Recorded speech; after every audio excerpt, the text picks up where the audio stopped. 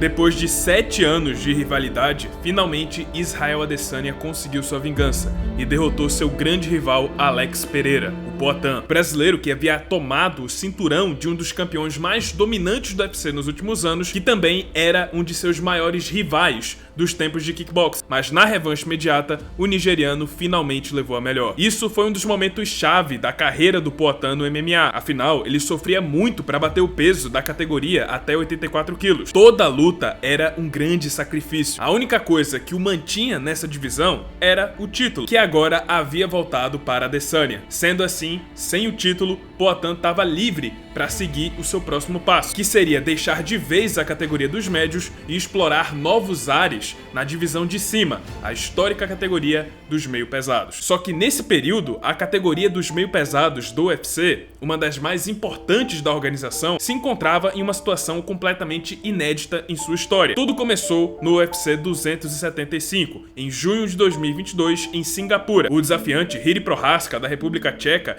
ex-campeão do Rise, tentaria tomar o cinturão de Glover Teixeira, o mentor de Alex Poatan e então campeão da divisão. Prochazka era uma das maiores revelações da categoria dos últimos anos. Ele chamava bastante atenção pelo seu estilo de luta diferenciado, guarda baixa e golpes criativos, sem falar no seu próprio estilo de vida um tanto diferenciado. Prochazka é o mais próximo exemplar de um samurai dos dias modernos. Ele vive a filosofia dos antigos guerreiros no seu dia a dia, se isolando nas montanhas para fazer treinos físicos e espirituais para fortalecer tanto o corpo e a mente. Prochazka também já se isolou em um quarto fechado por 3 dias seguidos para tentar combater aquilo que ele chamava de demônios internos. Ele é, sem sombra de dúvidas, uma figura ímpar nesse esporte, mas se tratando de MMA, o que importa é que o samurai sabia sim lutar e estava pronto para fazer uma guerra contra o brasileiro. E foi exatamente isso que ele entregou. Prochazka e Glover foram aos limites, mas o campeão estava levando a melhor e já havia garantido a pontuação dos juízes. Só que nos últimos 30 segundos do último round, o samurai conseguiu pegar o brasileiro no mata-leão e se tornou o novo campeão da categoria até 93 quilos, com uma das maiores reviravoltas que o esporte já viu. Mas devido às circunstâncias da luta, pelo fato de que o Glover estava vencendo até aqueles últimos 30 segundos, o Prochazka sentiu que devia uma segunda chance ao brasileiro e anunciou em suas redes sociais que gostaria de fazer uma revanche imediata com Glover Teixeira, que foi concedida e marcada para dezembro de 2022. E foi a partir daí que as coisas começaram a ficar complicadas. Um mês antes da luta, Prochazka sofreu uma gravíssima lesão no ombro, que segundo Dana White, presidente do UFC, foi a pior lesão no ombro que ele já viu na vida. Um acidente no treino que não só iria tirar o Prochazka da luta contra Glover, mas o deixaria parado por praticamente um ano inteiro. A criação de um cinturão interino, um título provisório enquanto o Prochazka estava fora, foi cogitada, mas o campeão tomou uma atitude altruísta. Para não travar a categoria durante todo esse tempo, ele decidiu abrir mão do próprio cinturão, na condição que, quando ele voltasse, ele enfrentaria o novo campeão diretamente. E com o consentimento dele, o UFC tirou o cinturão do Prochazka e marcou uma luta entre o ex-campeão Jan Blachowicz e o russo Magomed Ankalaev, para definir o novo campeão da categoria. Mas por incrível que pareça, a luta terminou em empate, ou seja, nenhum campeão foi coroado. E então, uma nova luta foi marcada para definir o novo campeão. Dessa vez, Jamal Hill enfrentaria Glover Teixeira no Brasil, em janeiro de 2023. E dessa vez sim, tivemos um vencedor, tivemos um novo campeão. Jamal Hill aposentou Glover Teixeira no Rio de Janeiro e assumiu o trono de campeão dos meio pesados. E agora, pela lógica, a luta a se fazer seria Jamal Hill contra Jiri Prochazka. Mas por incrível que pareça, o Jamal Hill também sofreu uma lesão gravíssima. O americano estava jogando uma partida de basquete e acabou rompendo o seu tendão de Aquiles, uma lesão grave que, assim como Prochazka, deixaria o novo campeão afastado durante um bom tempo. Hill, então, decidiu ser justo. Seguindo os passos do seu antecessor, ele compreendeu que, da mesma forma que ele só conquistou o título por causa da lesão do Jiri Prochazka, o mais correto seria que ele tivesse a mesma atitude. E assim, Jamal Hill abriu também mão do seu cinturão e o título dos meio pesados estava vago novamente. Mais uma vez, a categoria precisava de um novo norte, precisava urgentemente de um novo campeão para resolver toda essa complicação. Só que mal sabiam que o herói de capa já estava a caminho. Em julho de 2023, Alex Poatan fez finalmente a sua estreia nos meio pesados, enfrentando e vencendo o ex-campeão da categoria, Jan Blachowicz, por pontos, o que colocou o brasileiro direto no top 5 da divisão, justamente na época em que o Jamal Hill abriu mão do seu título. O UFC precisava agora de mais uma luta para definir o novo campeão, e Poatan estava inserido nessa história. Ele chegou com muita moral na categoria por ter sido ex-campeão dos médios e por ter vencido o Blachowicz. Ao mesmo tempo, nessa época, o Jiri Prochazka estava praticamente recuperado e pronto para fazer mais uma luta.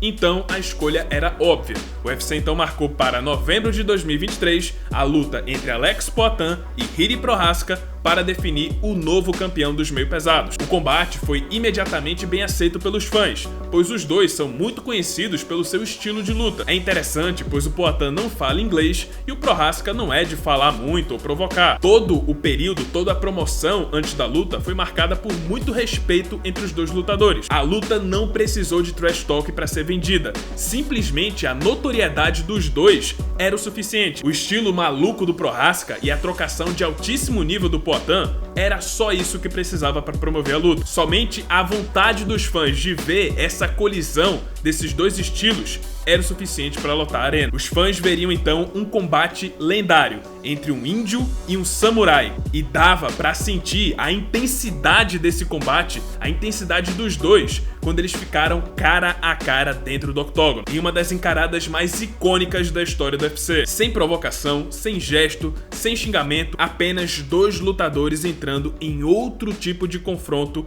antes da luta. E depois de uma encarada intensa, a primeira luta entre Alex Poatan e Jiri Prochazka finalmente começou. Poatan já mostra uma das suas melhores armas, o chute na panturrilha. E por incrível que pareça, Prochazka já começa a demonstrar incômodo logo nos primeiros chutes, mas nada que pare o samurai. Prochazka agora começa a atacar, e os dois vão trocando golpes à distância, até que o tcheco surpreende e entra nas pernas do brasileiro. Poatan tenta encaixar uma guilhotina, mas Prochazka consegue erguer o ex-campeão dos médios e converte a primeira queda. Uma tática, no mínimo, curiosa. Prochazka dificilmente tentava a luta agarrada nas suas últimas lutas. Isso pode significar que os chutes do Poatan na perna estavam fazendo mais estrago do que se imaginava. E essa estratégia inusitada funcionou, e o ex-campeão da categoria segue controlando o Poatan durante boa parte do primeiro round, até que o brasileiro consegue se levantar, faltando menos de 30 segundos para o intervalo. Prochazka mantém a pressão e termina vencendo o primeiro round desse combate, mas a noite estava apenas começando. Começa então o segundo round. Prochazka volta a pressionar em pé, colocando o Poatan contra a grade. O brasileiro responde, voltando a atacar com chutes, mas o tcheco reage acertando bons socos, e em seguida parte para cima de Poatan, encurralando o ex-campeão dos médios na grade. O europeu estava entregando uma luta dura para o Poatan,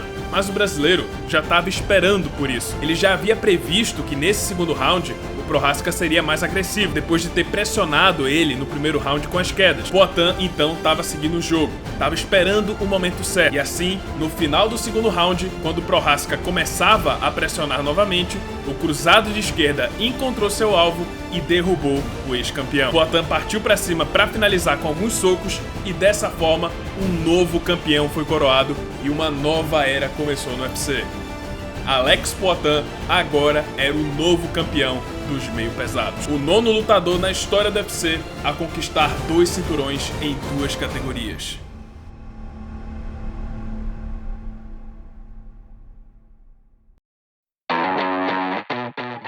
Poatan já era muito conhecido no mundo do MMA, mas a partir dessa vitória, ele simplesmente transcendeu, atingiu um novo patamar, se tornando a maior estrela do UFC na atualidade, uma celebridade internacional. Com a personalidade dele, o seu famoso bordão chama, rapidamente ele explodiu e se tornou uma verdadeira sensação, a ponto de protagonizar um dos eventos mais importantes da história do UFC, o histórico UFC 300, o 300º evento numerado da organização, que além de contar com 12 ex-campeões, também teria luta entre Alex Poatan e o ex-campeão da categoria, Jamal Hill. E por coincidência, outro ex-campeão da categoria também iria competir nesse evento, que seria o próprio Jiri Prochazka, buscando se recuperar da derrota para o brasileiro. Ele enfrentaria o austríaco Alexander Rakic. 5 meses depois da luta, Poatan e Prochazka lutariam na mesma noite. Na parte do tcheco, ele fez uma das melhores lutas do card e conseguiu nocautear Alexander Rakic no segundo round, pedindo imediatamente uma revanche contra o campeão, que por sua vez, na luta principal da noite, nocauteou Jamal Hill no primeiro round, com extrema facilidade, defendendo o seu cinturão pela primeira vez e alavancando ainda mais a sua popularidade. Depois do UFC 300, apesar das boas atuações dos dois, não havia muita expectativa de uma revanche entre Prochazka e Poatan tão cedo. Afinal, o próximo desafiante do brasileiro deveria ser o russo Magomed Ankalaev, que estava invicto a 12 lutas. Parecia que esse seria o plano, só que num piscar de olhos, tudo mudou por causa de Conor McGregor. O UFC havia marcado o aguardado retorno de Conor McGregor depois de 3 anos parado por causa de uma lesão para enfrentar Michael Chandler no evento principal do UFC 303, marcado para junho de 2024. Um card que atraiu muita atenção, ultrapassando a marca de 20 milhões de dólares na compra de ingressos. Seria a maior bilheteria da história do UFC até então. Só que faltando apenas 15 dias para esse evento, o mundo do MMA foi pego de surpresa quando Conor McGregor se retirou do combate por causa de uma lesão no dedo mindinho, às vésperas do evento. O UFC ficou simplesmente em apuros, pois havia perdido a luta principal de um dos seus maiores eventos em 2024. E para um evento desse tamanho, a única luta que poderia assumir esse vazio seria uma disputa de cinturão. Só que nenhum outro campeão aceitaria colocar seu título em jogo com apenas 15 dias de preparo. Nenhum campeão, com exceção de Alex Poatan, que aceitou esse desafio de defender seu cinturão com apenas 2 semanas de preparo para salvar o evento. O problema é que Magomed Ankalaev recusou enfrentar o campeão nesse curto período de tempo. Sendo assim, Jiri Prochazka se tornou o novo desafiante número 1. O samurai aceitou o desafio também e assim foi marcada a revanche entre Alex Poatan e Jiri Prochazka para o UFC 303. No geral, o clima da revanche estava pacífico, mas o tcheco trouxe algumas acusações. Primeiro, ele disse que a interrupção da primeira luta foi prematura, apesar dele ter inicialmente concordado com a atuação do árbitro. Só que a fala mais curiosa é que ele acusou o Poatan de invocar espíritos, magias xamanistas e práticas ancestrais antes da luta, que o ajudam no combate e prejudicam seus adversários. Segundo ele, todo aquele ensaio do Poatan, com as pinturas indígenas, com as vestimentas indígenas, se trata de um ritual espiritual antes da luta, que tira as forças do seu adversário. O mais curioso é que Prochazka estava falando com muita seriedade e pediu para que Poatan fizesse uma luta justa, sem a presença de espíritos. E essa fala, o Poatan rebateu. Amanhã vai ser o dia de nós dois provar quem está melhor fisicamente, mentalmente. E é isso. Sem mágica, meu camarada? Sem magia? Sempre, sem magia. Muito treinamento, dedicação, chama. E novamente, antes da luta, uma encarada fria, intensa, que por si só já parecia ser uma luta antes da luta, até que o verdadeiro combate finalmente começou. Dessa vez, Prochazka estava mais cauteloso, sem partir pra cima como na primeira luta, enquanto Poatan fez o seu jogo tradicional, com seus chutes na perna e seu jab eficiente. Aos poucos, os dois lutadores começaram a se soltar. Prochazka começa a ficar mais agressivo e parte pra cima do Poatan. Mas o brasileiro segue frio, seguindo seu jogo com muita paciência. O tcheco então parte pra cima e tenta trabalhar o clinch mais uma vez, repetindo aquela estratégia da primeira luta. Mas o campeão consegue se soltar, evita quedas e a luta volta para o centro, se encaminhando para o fim do primeiro round. E nos últimos segundos, Prochazka ataca Poatan e é recebido com um cruzado de esquerda certeiro que o derruba bem no último segundo. O tcheco simplesmente desabou no chão, foi literalmente salvo pelo gong. Ele conseguiu sobreviver, mas já demonstrou certa instabilidade para tentar se levantar. E agora, parecia que era só questão de tempo. Poatan estava com a faca e o queijo na mão. E assim, em apenas alguns segundos do segundo round, Poatan acertou um chute alto que derrubou o ex-campeão mais uma vez. E agora, Prochazka não conseguiu resistir e foi novamente derrotado por Poatan, que defende seu cinturão pela segunda vez e encerra essa rivalidade de uma vez por todas.